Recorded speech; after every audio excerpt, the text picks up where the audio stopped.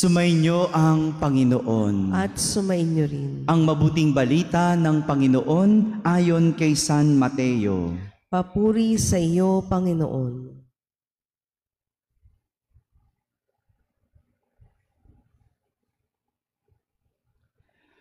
Noong panahong iyon, umalis ang mga Pariseo at nag-usap-usap kung paano ipapapatay si Jesus. Alam ito ni Jesus, kaya't umalis siya roon. Maraming sumunod sa kanya at pinagaling niya ang lahat ng may sakit. Ngunit mahigpit niyang ipinagbilin sa kanila na huwag ipamamalita ang tungkol sa kanya. Nangyari ito upang matupad ang sinabi ni Propeta Isaías. Naririto ang lingkod ko na ako rin ang humirang. Minamahal ko ng labis, lubos kong kinalulugdan. Ang banal kong espiritu sa kanya ay ibibigay. Sa lahat ng mga bansa, ibabadhay katarungan. Hindi siya makikipagtalo, mahinahon kung mangusap. Ang tinig niya sa lansangay tinig lamang na paaanas.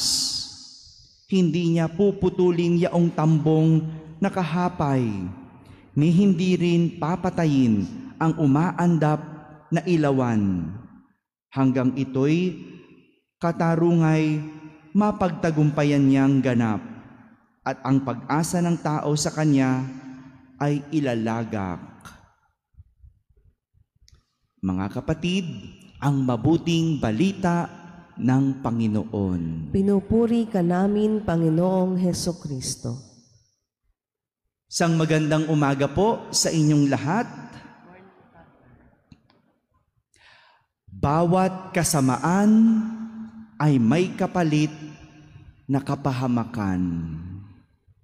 Bawat kasamaan ay may kapalit na kapahamakan.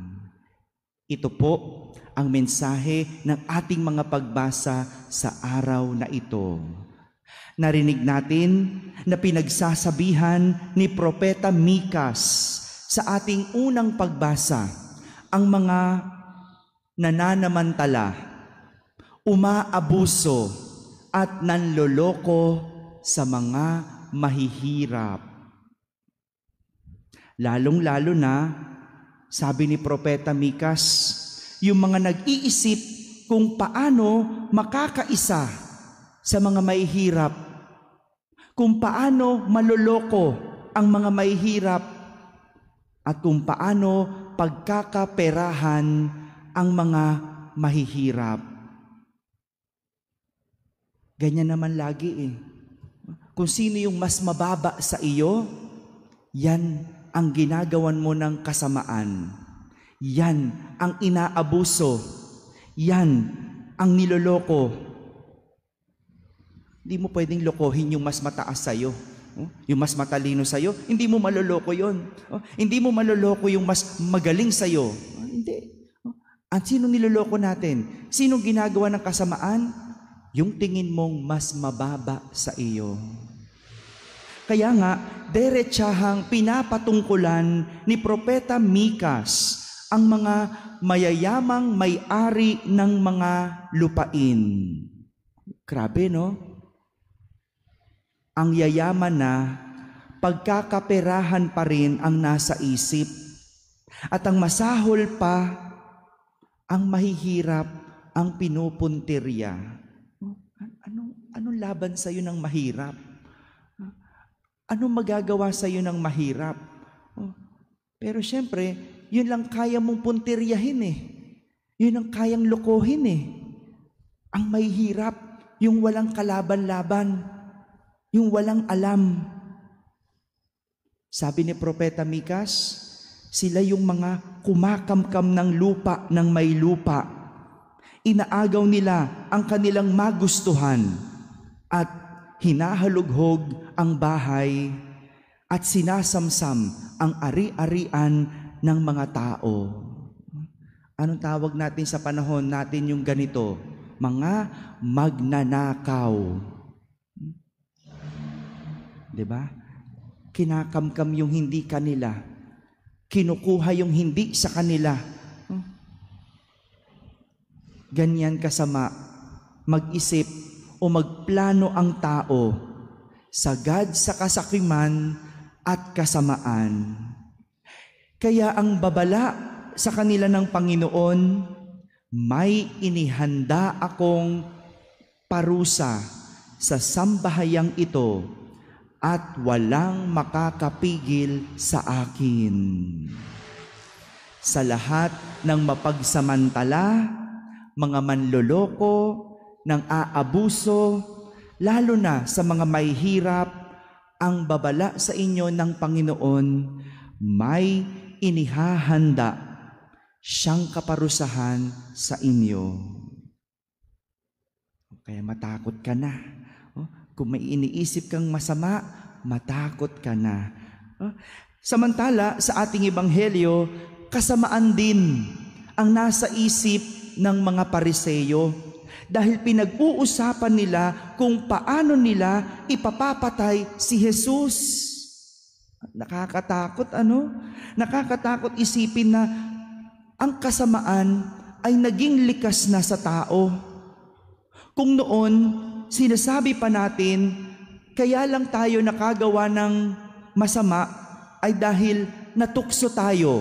No? Diba? Ganyan ang dahilan natin. Natukso lang naman ako. Mahina ako. Kung dati, kaya lang tayo nakakagawa ng mali kasi nagkamali lang ako. Hindi ako perpekto. Diba? Yan ang ating mga palusot eh. O kaya lang naman tayo nakakagawa ng mali ay kasi hindi natin alam ang ating ginagawa. Diba? May ganyan, no? Hindi ko naman alam ang aking ginagawa. Pero iba na ngayon. Iba na. Mas nakakatakot na ang tao dahil hindi na natutukso. Gumagawa na lang ng masama.